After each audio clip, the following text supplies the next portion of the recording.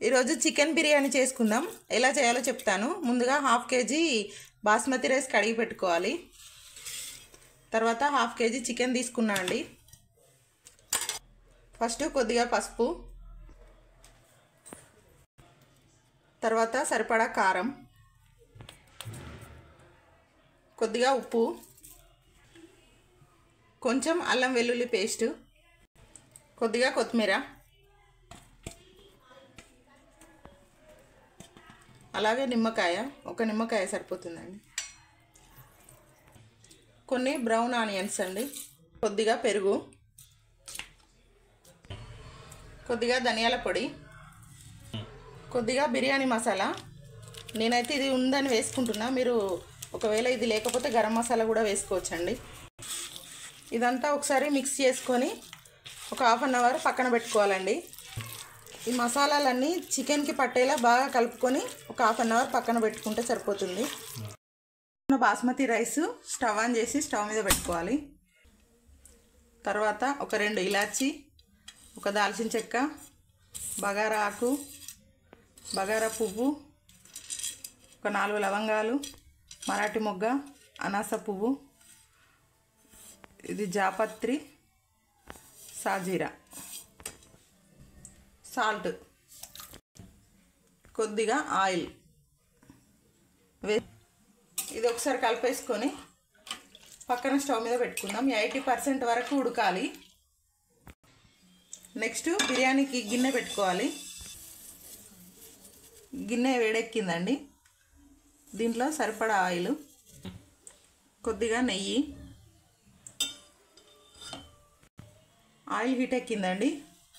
ఒక చెక్క, సాజీరా, ఒక 2 లవంగాలు, 2 ఇలాచి, మరాఠీ మొగ్గ, అనాస పువ్వు, నెక్స్ట్ పచ్చిమిర్చి, ఉల్లిపాయ ముక్కలండి.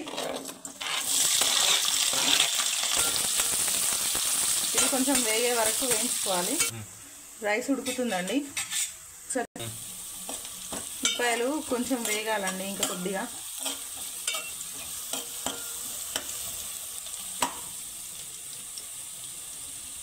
ఉల్లిపాయలు వేగాయండి. మనము ఇంతకుముందు మసాలాలన్నీ కలిపి పెట్టుకున్న చికెన్ ముక్కలు కూడా ఈ ఉల్లిపాయల్లో వేసుకుందాం. వేసుకొని ఒకసారి బాగా కలుపుకోవాలి. ఈ ఆయిల్లో చికెన్ కొంచెం ఉడకనివ్వాలండి. చికెన్ బాగా కలుపుకొని కొద్దిసేపు మూత పెట్టుకొని ఉడకనివ్వాలి. రైస్ కూడా ఉడుకుతుందండి, చూసుకుందాం ఒకసారి. ఇంకా ఉడకలేదు, మళ్ళీ ఒకసారి కలుపుకుందామండి. చికెన్ చూడండి, చికెన్ 50% వరకు అయితే ఉడికింది.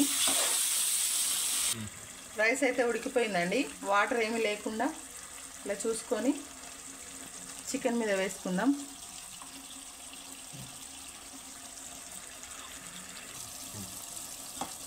చికెన్లో రైస్ వేసుకుందామండి.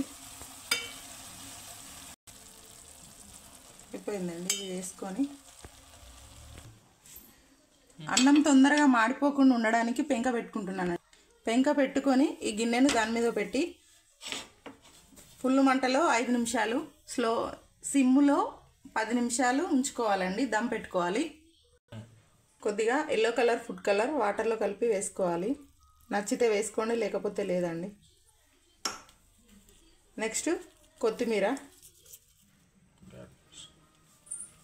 నెక్స్ట్ వేయించి పెట్టుకున్న బ్రౌన్ ఆనియన్స్ వేసుకొని మూత పెట్టుకోవాలండి. చూడండి, బిర్యానీ అయితే రెడీ అయిపోయింది. చూడండి, ఇప్పుడు దీన్ని ప్లేట్లోకి తీసుకుందాం.